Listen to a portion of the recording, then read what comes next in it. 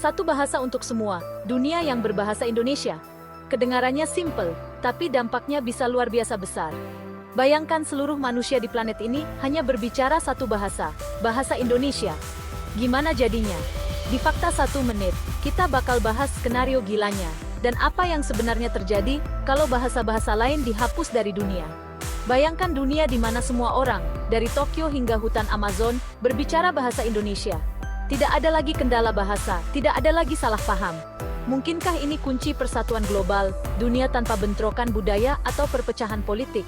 Ataukah itu akan menjadi kerugian bagi umat manusia, pembungkaman suara-suara yang beragam dan perspektif yang unik? Bangsa Romawi menyebarkan bahasa Latin, kerajaan Inggris menyebarkan bahasa Inggris. Tetapi bisakah bahasa apapun, alami atau buatan, benar-benar mencakup kekayaan dan kompleksitas ekspresi manusia? Kain tenun budaya benang yang hilang dan ditemukan. Setiap benang memiliki cerita, setiap warna memiliki makna. Bahasa lebih dari sekadar alat komunikasi. Itu adalah jembatan yang menghubungkan masa lalu dengan masa kini. Bahasa adalah sumber kehidupan budaya, menghidupkan tarian, lagu dan ritual.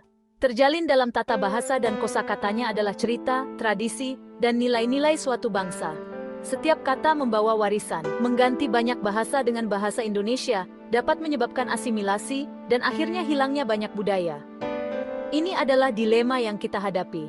Bayangkan sebuah dunia di mana ritual kuno tidak lagi dipahami, di mana makna mendalam dari setiap gerakan hilang, di mana lagu-lagu tradisional dibungkam, dan panggung-panggung kosong tanpa suara. Di mana kearifan orang tua hilang dalam terjemahan, dan generasi muda kehilangan akar mereka. Namun, beberapa orang berpendapat bahwa bahasa bersama dapat mendorong pemahaman dan apresiasi lintas budaya. Ini adalah argumen yang menarik. Bisakah bahasa Indonesia, dengan tata bahasa yang relatif sederhana dan sifatnya yang inklusif, berfungsi sebagai jembatan antar budaya? Mungkinkah ini solusi untuk dunia yang lebih terhubung? Desa global, lebih dekat atau lebih terpecah? Apakah kita benar-benar menuju dunia yang lebih terhubung, atau justru semakin terpecah? Para pendukung bahasa universal membayangkan dunia di mana komunikasi mengalir dengan lancar, tanpa hambatan bahasa yang menghalangi. Mereka percaya bahwa ini akan meruntuhkan hambatan antar manusia, dan mendorong kerjasama global yang lebih erat. Dengan semua orang berbicara bahasa Indonesia, bayangkan kemudahan bepergian, efisiensi bisnis internasional, dan komunikasi yang lebih mudah di berbagai situasi. Potensi kolaborasi global dalam masalah-masalah mendesak seperti perubahan iklim juga akan meningkat secara signifikan. Namun, visi ini mengabaikan kompleksitas interaksi manusia yang sebenarnya. Norma budaya, keyakinan agama, dan beban sejarah, semuanya berperan dalam membentuk persepsi kita dan memengaruhi interaksi kita sehari-hari. Memaksakan satu bahasa di dunia dapat menciptakan perpecahan baru, dengan potensi konflik yang lebih besar.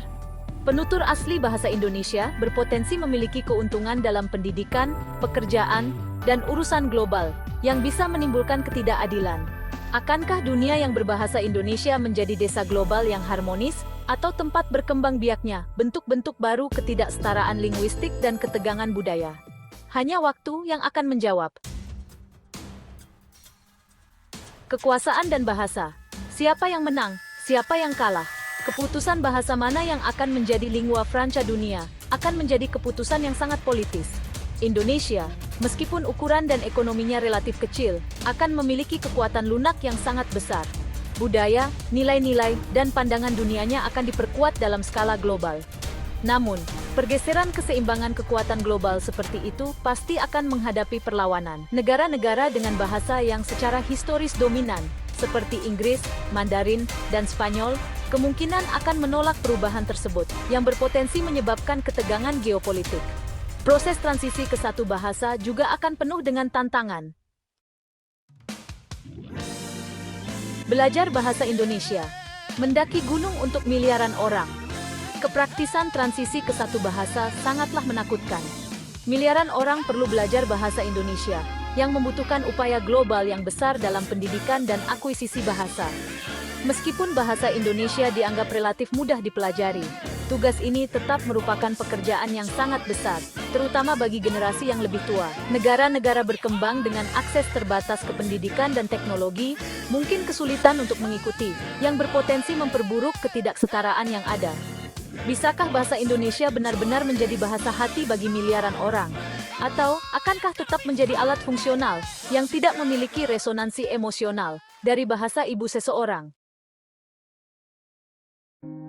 Gema Babel, pelajaran dari sejarah. Kisah Menara Babel dalam Alkitab berfungsi sebagai cerita peringatan tentang bahaya ambisi linguistik.